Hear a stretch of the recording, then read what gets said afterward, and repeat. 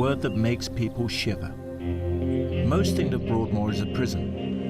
In fact, it's a high-secure psychiatric hospital and home to some of the country's most dangerous and violent offenders.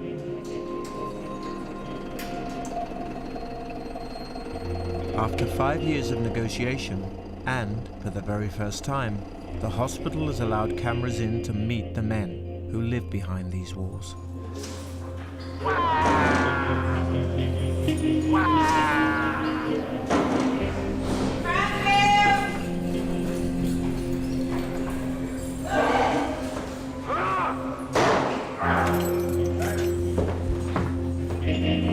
Broadmoor's got all this bloody history about people being all these monsters here, basically. But you can be violent, but that don't mean you're a bad person, because sometimes you're not intending it.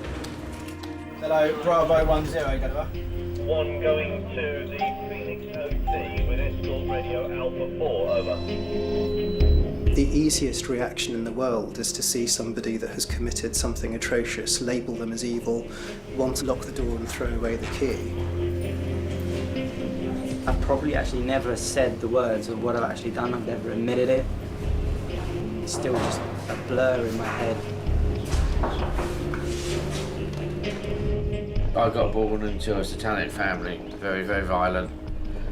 In some cases, it would have been better to have killed me than to allow me to have this abominable life that I've had.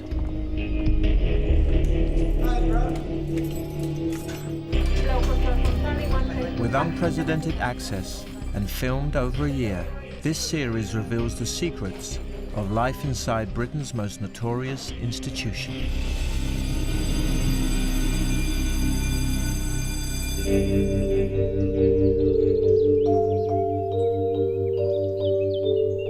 Broadmoor is perched above the Berkshire village of Crowthorne, just 40 miles from the centre of London. When people think of Broadmoor, they think of Ronnie Kray, Peter Sutcliffe, Robert Napper and Kenneth Erskine, some of the most dangerous killers the country has ever known. The public perceives this place as, oh, that's where the Yorkshire Ripper is locked up. That's Rachel McKell's killer's locked up. Broadmoor is an institution of lots of people, but not all rapists, paedophiles or murderers. There is people in here for self-harming in prison. There's people in here for burglary who then got ill in prison. And there's people in here for very, very evil things. And the brushes with all the same brush, which they shouldn't do.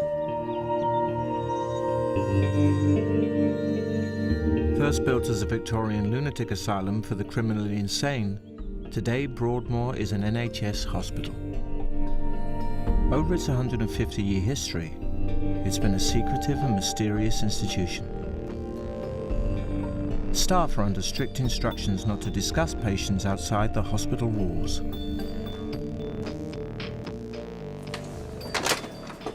Thank you very much. Many won't even admit to working here. Close family members know that obviously where we work, but if we're in a normal mainstream, then you would probably say you work in a hospital or something. We don't really talk about the place. Listen, if you said that you worked in Broadmoor, you'd just spend the whole of the day or the afternoon with a barrage of questions about the place, so it's just easier to say you work for the NHS. They're told not to share personal information with the patients either, and to leave their private lives along with their possessions at the front door. Broadmoor's most notorious patients, like Peter Sutcliffe and Kenneth Erskine, have chosen not to participate. But many of the men here have been front-page news and are vilified by society. This is the first time they've been allowed to tell their stories. I've done everything from taking hostages, multiple hostage taking, stabbings, multiple assaults, violent assaults, fire setting. I set a fire in a hospital, psychiatric hospital, the first one I ever went to. Just mainly violence, so my history is mainly violence. Broadmoor's 200 patients are all men suffering from mental disorders. They're classified as vulnerable adults, and only those who have capacity to give consent have been allowed to talk to us. Their faces have been blurred to protect their identities.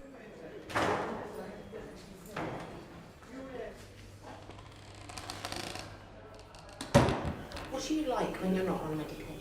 I'm quite a nasty person. I'm quite violent, or very violent in most circumstances. Very antisocial. I don't like spending time with people. Paranoid. I'm not very paranoid. Every person is around me. I'm thinking what's their intention, and sometimes I come very close to attacking people because I'm thinking that they're going to do something to me, and I don't want to get hurt first. I remember one time without my medication, I think it was like 11 months locked in a cell, segregated, due to the fact that I was too dangerous to come out. 24-year-old Alex arrived at Broadmoor 7 months ago. He was serving a life sentence in a dedicated prison unit for highly dangerous prisoners. They could no longer manage him. When I was younger, we chased a seagull all around my council estate, right? With a box, because I had a broken... Now on an admissions ward, he's been diagnosed with mental illness and personality disorder and put on medication. One of his symptoms is auditory hallucinations. He hears voices. I was doing a fruit salad the other day for an assessment. I had to do this assessment for personal motor skills, is like for learning disability.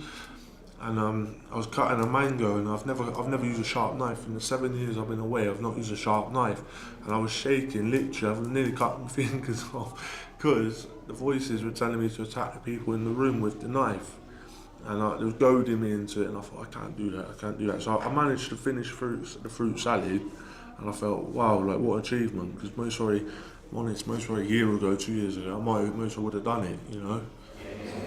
It's dirty. Everywhere is dirty. I must... No. It's dirty though. No, we will clean it afterwards. But we want to give you bedding for now, yeah? Yeah. This is Cranfield, the intensive care ward, home to the hospital's most acute mentally ill patients. Okay. Our good Dr. Gillian with me. Can we come in?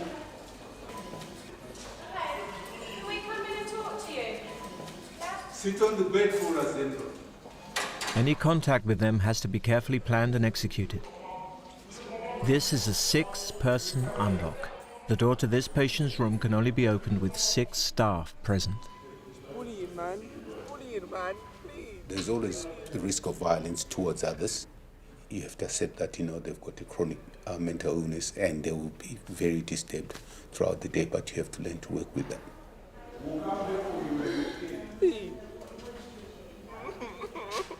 Our focus when working with these guys is actually telling them that they're here not because of the illness, they're here because of violence. And they'll only progress from here if there's a reduction in that violence. So that message, it might take time, but gradually over a period of time, it starts going through. On this ward, even the most routine tasks run a risk of violence and involve a protocol. This patient has asked for a drink. Just give us a minute. She's going to get a coffee, okay? Yeah, Habibi. Shukran means thank you, right? You taught me all this. Casablanca. Right. I've got your menu here. If you go sit down, no, the one at the back, all right? Look, you need some more? I've got a house here for you, okay? Thank you. Thank you, guys. Life in Broadmoor can be a game of snakes and ladders, with patients moving between the hospital's 15 wards according to their mental state.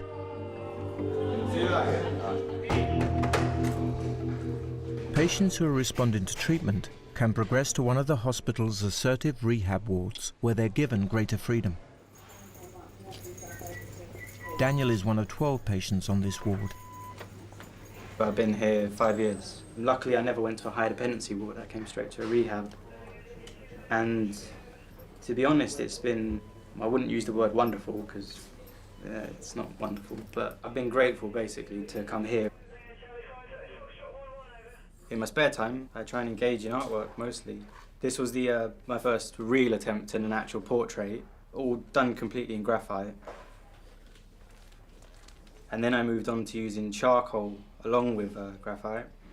And the charcoal allows you to have so much more depth in the tonal quality. And then, yeah, I did a self-portrait. The whole picture was a statement about when I got locked up when I was 14 and I'm now 24. This is me at 24, but that's me back then, sort of thing. Mental disorder is no respecter of class or education.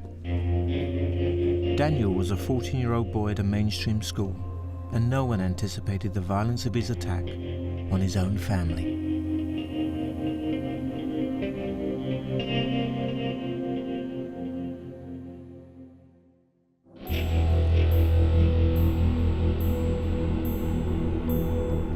All of the men in Broadmoor present a grave and immediate risk to the public, and many have committed violent crimes, from arson to torture, rape, and murder. Unlike a prison sentence, they have no release date. I've been a bit of a conundrum for the psychologist, and I've had about 9 different diagnoses from 30 different doctors. I've had seminars about me done, I've had people wanting to write books about me, just because of the unusuality of my offence and my age and what happened. I mean, my family are my saving grace, to be honest. You know, they're hugely supportive. And what's even more amazing is that my offence was actually orientated against my family, sort of thing.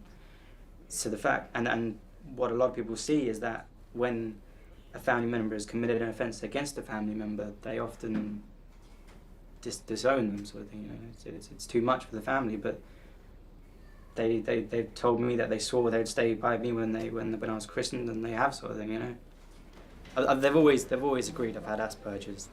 One of the problems I have is I'm not very good at understanding emotions, or if I'm feeling something, I don't always understand what it is that I'm feeling. But if I can draw it, I can get out these angry feelings or these frustrations of being locked up, or guilt or remorse, and all these negative feelings I can channel through this imaginative artwork, sort of thing. SB9. I've probably actually never said the words of what I've actually done. I've never admitted it. After you. Because I still get flashbacks. It's mainly guilt. I still struggle to bring it to mind. It's still just a blur in my head, and I've done such a terrible thing. That's one of the things that I've got to come to terms with eventually, is that I've done this, it's happened, and it will be with me forever. We're not allowed to reveal the details of Daniel's offence. Okay. The only thing I was wondering about was I sort of get problems with fine motor control and spatial awareness, things like that. Like bumping into things and dropping things a lot.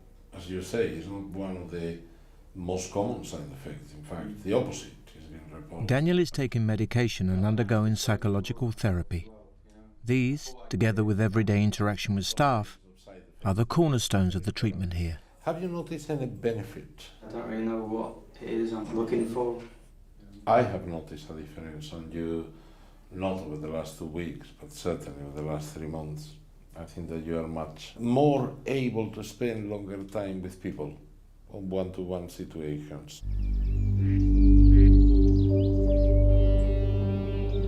Broadmoor can feel like a ghost town. Patients can only move at certain times and in certain configurations, and cameras record where each patient is at any given moment. Hello, Alpha, Oliver. From Alpha 2 to new therapy with The control room ensures that incompatible patients do not collide. They're far enough away now, so we can carry on. Patients who are well enough leave their wards to go to work, study, and even once a week, go shopping. It's strangely like a village. We've got any wine gums? Wine gums? And then wine gums for nothing. There's a shop or not? Shut up. You shut up. What's going on? Wine gums, okay. You sure it's okay? Yeah, no, Good. The freedom to shop is a mixed blessing. One of the side effects of medication is increased appetite, and many patients are severely overweight.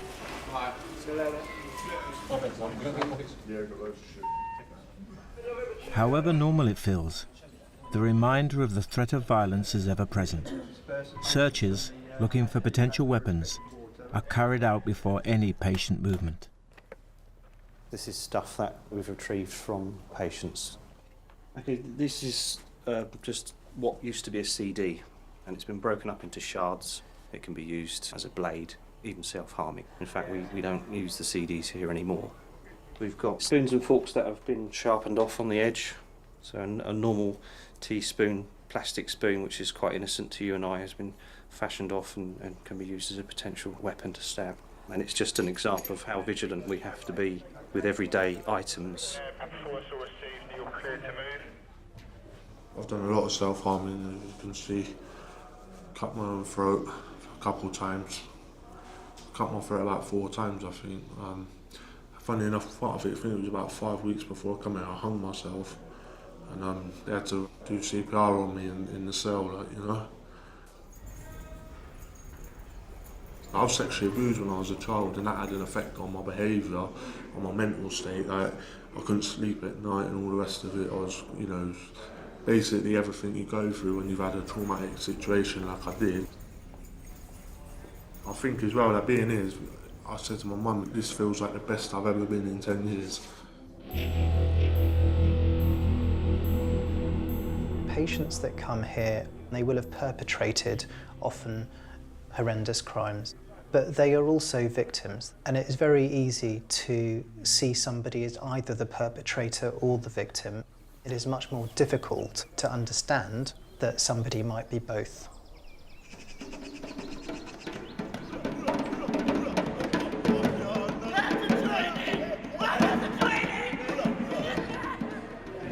Patients from different wards meet at certain events. First of all, thank you for giving up your time, because we know you could be doing other things and you have all different work streams and a lot of creative. Today is a diversity workshop, and poet and lawyer Dave Nita is encouraging them to celebrate their different cultures. We're going to invite you to speak about your own culture, but before that we're going to have lunch. But most of them are celebrating lunch.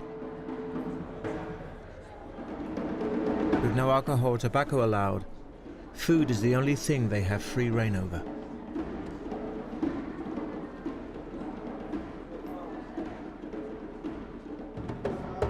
My mum's Italian and my dad's from a little island in Africa. And I like to say that being multicultural, it helps, you know, and it's good. It's nice to be different, because different is what we need. We don't want everything the same. And that's it. Oh, how did I end up in here? They said they had a spare bed, so I thought, well, I've been in children's homes, I've been in secure units, I've been in prison. The only place I haven't been is Broadmoor, so I thought I'd come along. Now 26, Declan was put into care at the age of 9. I remember the day my mum took me to the office. I sat there on a chair, and next minute she just left. She went, "You're not coming with me." And the social worker come out and she went, "Oh, you got to come with me." I went to children's homes, foster homes. I kept running away because I got abused when I was in the children's home by the staff, sexually and physical. And I think it was like no one would actually listen to me. I ran away to London. I was living on the streets. You know what I mean? I was living out of bins. Yeah, not nice, but when you're on the streets, you have to do that sometimes. You know what I mean? Yeah, guys, this is called Think, yeah? And it goes like this. When you see a tramp out on the street, don't look down your nose so far you see your own feet. When you see people homeless, don't reach for a broom. Consider if you have the means to give them a room. My victim, me and my co-defendant, basically stabbed them up. The judge classed it under as torture. As long as I know that I'm black and British and I'm proud of it, and that's me. You say you've got a child? Mm-hmm. Got a little boy, he's 7. He lives with his mum. Don't really see him, but I wouldn't expect children to come in a place like this. And are you still on good terms with his mum? Not really, no. I started having a bit of a relationship with. So yeah, that was the first time I found out that I was sort of that way. For some reason, I've always wanted to be a woman. And I think that's the way do you know what I mean? But in this place, you can't do that. They won't allow it. And I just want to say that I'm gay and I'm proud of it. Thank you. I want to be a drag queen. That's what I've done for a while. What's she called? Crystal. And what's she look like? Blonde and just fabulous.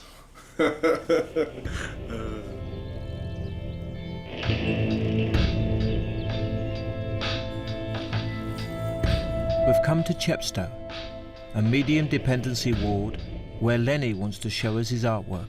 You do it in your room? Yeah, I do all my spare pens and waste pens and bits and pieces, using cups for the shapes and bottle tops to draw around. How long have you been here? 7 years this time around. Was it not your first time? No, it's the second time. What do you think of that one? That's the corridors in the ward that shut down now. So why are you considered at risk? Because I think my particular offence was against a consultant psychiatrist. They call them Section 12 approved psychiatrists, and they're very powerful. Not like when you go to ordinary doctor, they work for the Home Office. He's not happy with life in Broadmoor and tells us he's bringing a High Court case against the hospital. It costs, I don't know how much. What was the last figure that they said it costs to keep us here every year? Is it £320,000 a year or something? Surely it's wrong to charge a fortune for people like us when it would be nowhere near the amount of settlers in the community. It costs £300,000 a year to keep a patient in Broadmoor, almost 5 times the cost of keeping someone in prison. Before Lenny came to Broadmoor, he was an outpatient at a psychiatric hospital, where he threatened his psychiatrist with a machete. Do you think you should be here? Or? But do you think I sound like a babbling idiot? Because I think, well, no, I don't think I should be. I think I should be sharing this of my life with other people. I want to share my life with other people. I want to be able to get up in the morning and decide when I have a shave, what I do, when I do it, and be reasonably responsible for my own behaviour, like everyone else out there.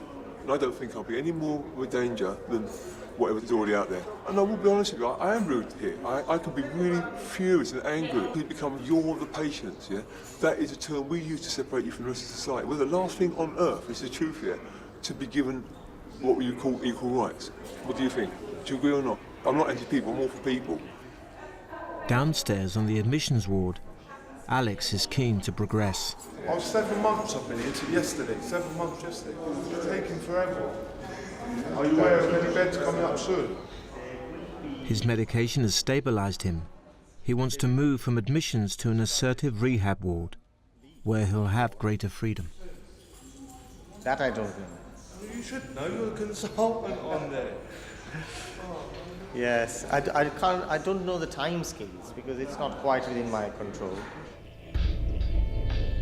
Back upstairs on Chepstow, Benson, the pat dog, has arrived for his weekly visit. Lenny's behaviour over the past few days is becoming a cause for concern. He's been increasingly manic and hyperactive, and his doctor feels he needs medication.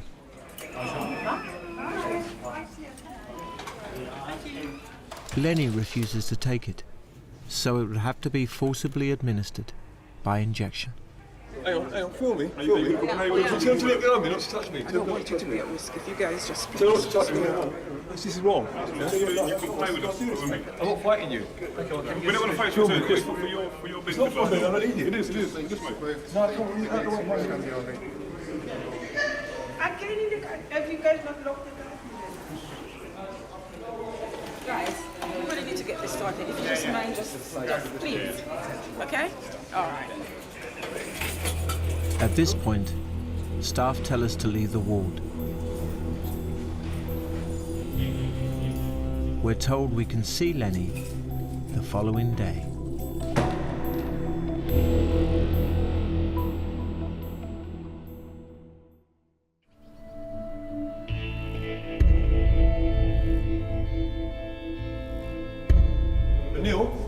Neil, can we have a key, please?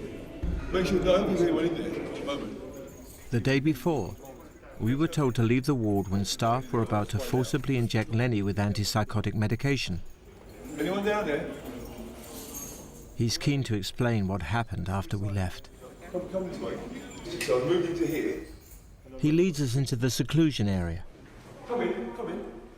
Right, well, I was on here, and I was, first of all, I was like that way, and I was laying like this, right, and I was trying to say, please don't turn me over, because I'm not trying to fight you, and then they said, well, you're going to get it, and the next thing happened, they all came in, they twisted and turned me, I then made a deal with them on the bed, so I was like this at one point, like that, all started holding me, I was like that, and I said, would you please let me go, and I'll get up. So I went like that, I said, okay, then I had to give in, so I went like that, stood like that, and I took down my pants and trousers and they stuck me there, and that's it, and I came out again. That's what happened, but I didn't.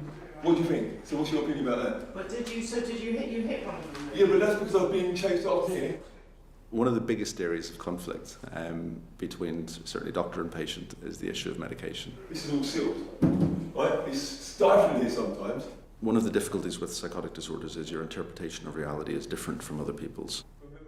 If you genuinely believe there's nothing wrong with you and you don't need any medication, why on earth would you want to take some of the medications that would be up for discussion? Next thing is the area. Can we open this door, please? He's particularly angry for two reasons. So one is he doesn't believe he'll benefit from the medication at all. The second reason is that he believes he's involved in a major High Court case against the hospital to expose a range of malpractice, particularly in relation to him, but in general, about how these services are just really keeping people in jobs and don't provide any useful service. The hospital's defence is just, he's with some of the most notorious people in the country. I'll show him. He believes we've given him the medication purely to dull his mind and weaken his chances of being successful in that case. In fact, he's not currently involved in any legal action or court case. No, you're not going in there. Sorry, it's private. I can't let you go. It's private. That's my mess. My own mess. And look, can you show Mum now? Look at that. That's my mum. That's my mum and me. She's pretty in black and white from the 60s. Here. He's a man who spent a long time in institutional care. In previous settings was frequently assaulted. He was violent himself on several occasions, but he was often assaulted. You want a drink or anything? A cup of tea or something? Are you sure? Anything? Soft drink? Perfect. Right, thank you very much. Thank you very much. Sorry to break you. There are 11 other people, by the way. Thank you very much.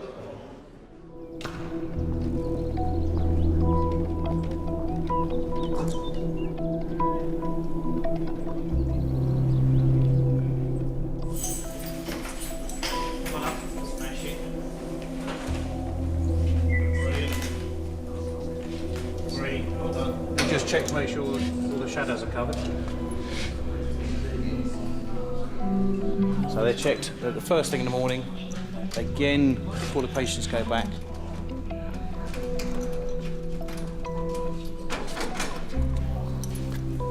Patients who are well enough to go to work can make goods, which go on sale to the public. They're paid 80 pence an hour.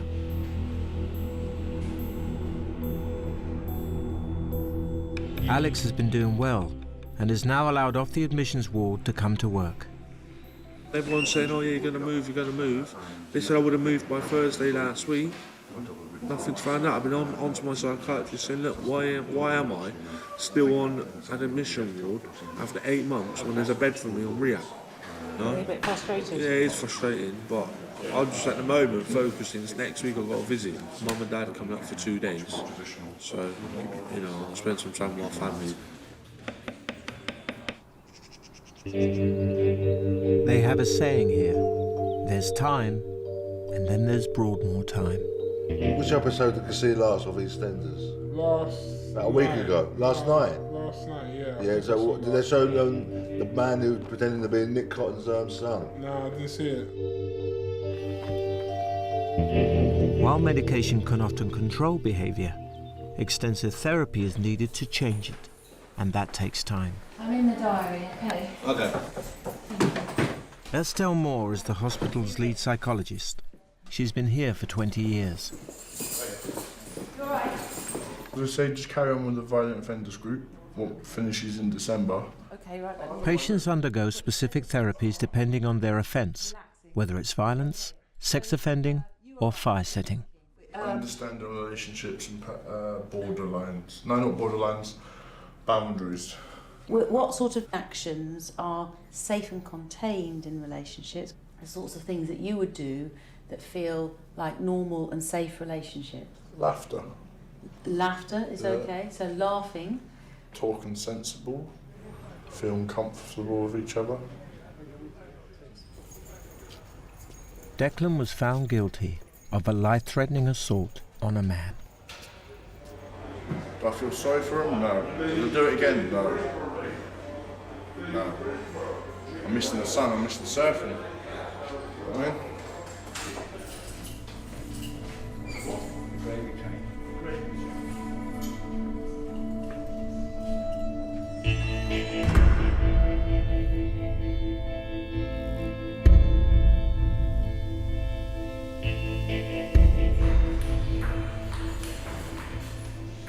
Lenny has been on antipsychotic medication for a few weeks. It's had time to build up in his system. Now he's had the depot injection, the chemicals from that are slowing down his reaction to the point where he has those few more seconds to think, how am I going to reply to this? And he will reply in a much more manner to what you or I would reply to something. I could definitely empathise with them. He hasn't come from a different background to me, but he has come from different parents to me. Seems to be the case with so many. Yeah, no, I'd agree with that. You can probably see, if you go back into the lives of most of our patients, you could probably identify them at 5, 6 years old and say, I'll be seeing you later on, and things like that. Yeah, he's all right. He's my buddy. He's one day he's going to tell the truth as well.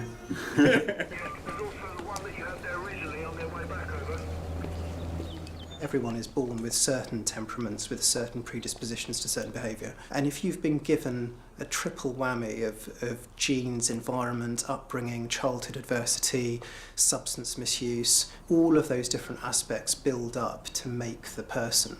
And it's a long-term project of gradually putting somebody back together and making sure that they stay in that recovered state.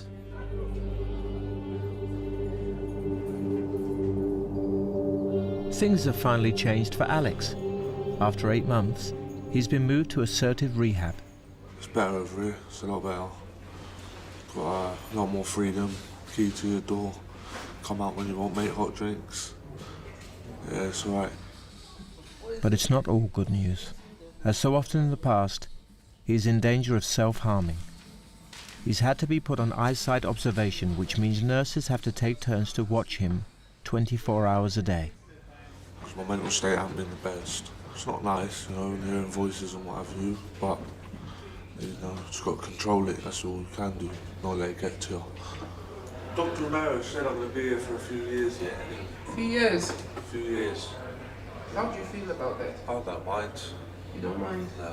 I'm here for a reason. All right. To get better, innit? So that means I've got to stay a couple of years, then so be it. But I'm getting there now. You're getting there. I have a blip. At least there was no violence. Which is good. You should be proud of.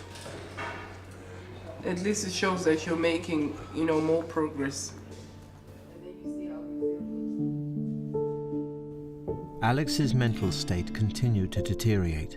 After a couple of weeks on the ward, he did self-harm and had to be moved back to a high dependency ward.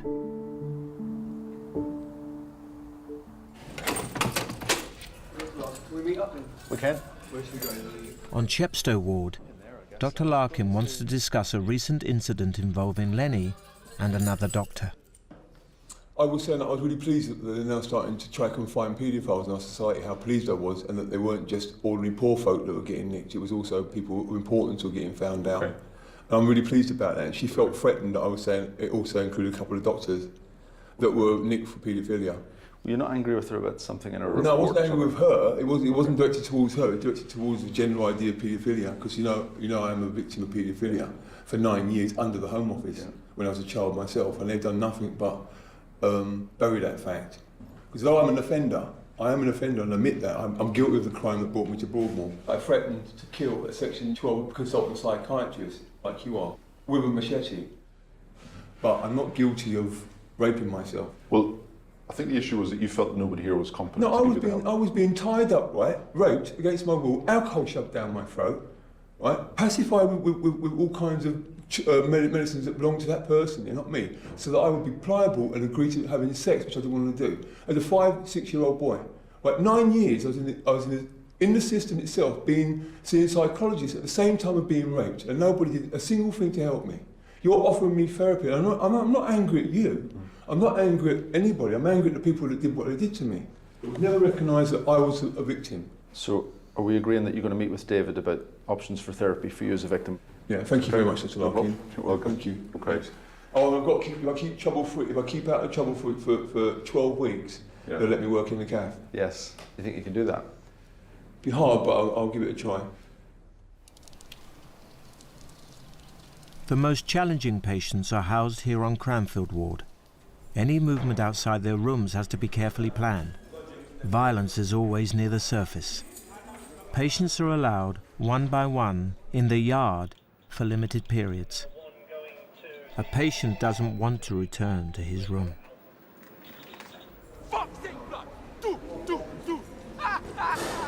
Okay.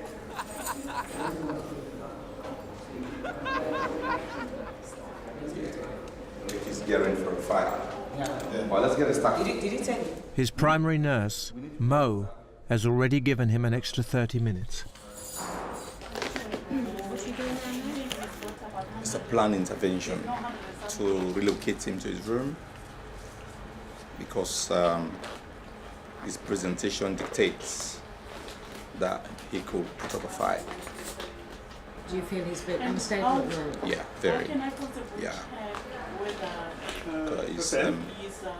It's quite threatening and verbally abusive at the minute. Yeah. Mo puts on a camera to record the planned intervention in the event of any violence. You said half an hour.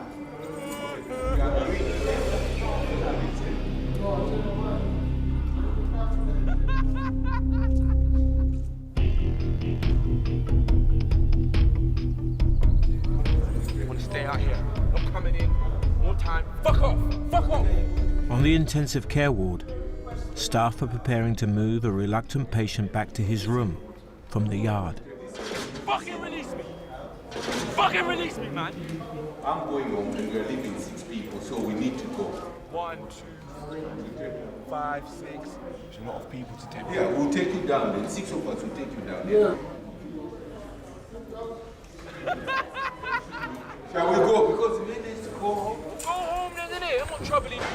We need to be ready now because we are ready. Yeah, turn around for me. So turn around first. Right. Yeah? Right. Just feed that honey through there to me. Don't worry, we'll do exactly the same. That's it. Relax. Bring your next hand to the side. Bring your next hand to the back. Go on, bring it up. Nice, thank you. Right, move. Right. Nice and relax, yeah, bro? The hospital has forbidden us from showing this restraint procedure, even with the patient disguised, on the grounds that he doesn't have capacity to consent. His voice has been replaced by an actor's. Fuck off! Get off me!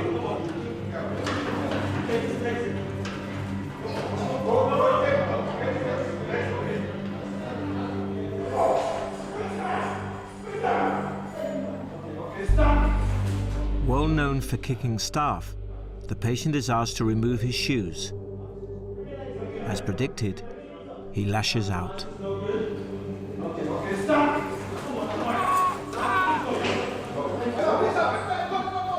The 8 staff members get the patient onto the floor for everyone's safety.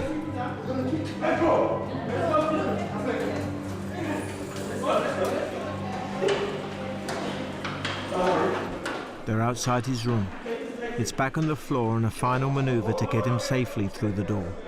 Take his ankles, someone take him off the knees. We're going to lift him up, okay? Just stand. Stand! Once in the room, the patient is placed on the bed, feet furthest from the door. Then one nurse will keep hold of his legs, another his arms, and a third his head. Start off, man! Start off! They let go and exit, one by one. Release the legs.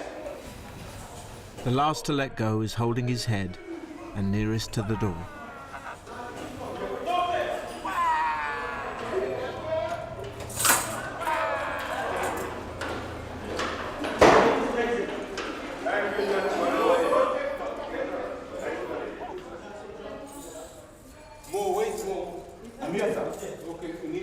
Whenever force has to be used, staff take time out to reappraise. Started being verbally abusive and threatening. Are you okay? Clenching his fist, swearing. The minute presenting that manner, you know he's going to fight. You know, you can't predict these things. We did our best to try and manage it. But the most important thing is that everybody is safe and the procedures were followed very well and the patient himself is not harmed or injured. Yeah. So that's it then, guys. Back to our jobs. That's it. That's Good work. Good work, team. Right. On average, there are 5 physical assaults a week on staff, including punching, kicking, throwing hot liquids, urine and feces. Some are serious enough to warrant the hospital pursuing criminal charges. Does that happen to you a lot? It's part of, Can be anyone at any time. any time, you know. Obviously, you can see their state, Just put a bit of water in their there. mental state is very unstable. Or really unpredictable. Anyway, it was well managed. Yeah. Because at times you can get serious injuries. So Mo, is every day like this for you? Sorry? Is every day like this for you? Every other day. There are days when the ward will be very settled, the patients are quiet, will be in a happy mood, but not all the time because their mental state tends to subside a lot. So you were right about him though, weren't you? Yeah, of course. I am his primary nurse, so I know him. You know, you can tell, you can see it coming. It's about knowing your patient, we know all of them. So was he complaining about how many of you there were there? He was counting how many staff there were. He knew that we are ready for action. You know, in as much as they are mentally ill, but they are not stupid. Yeah, some of them, they know exactly what they're doing. It's kind of like pre-planned that I'm gonna get them. And they'll look at the team to say, oh, I think this is a weak team.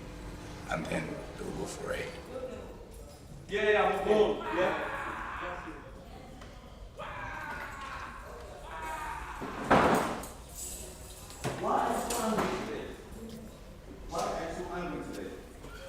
Patients like these on Cranfield can progress. They will eventually move on to other wards and, with time, even out of the hospital. You watching football on Sunday? The finals? You watching it? We'll bring you out to the activity room so they can watch it live, yeah? Good man.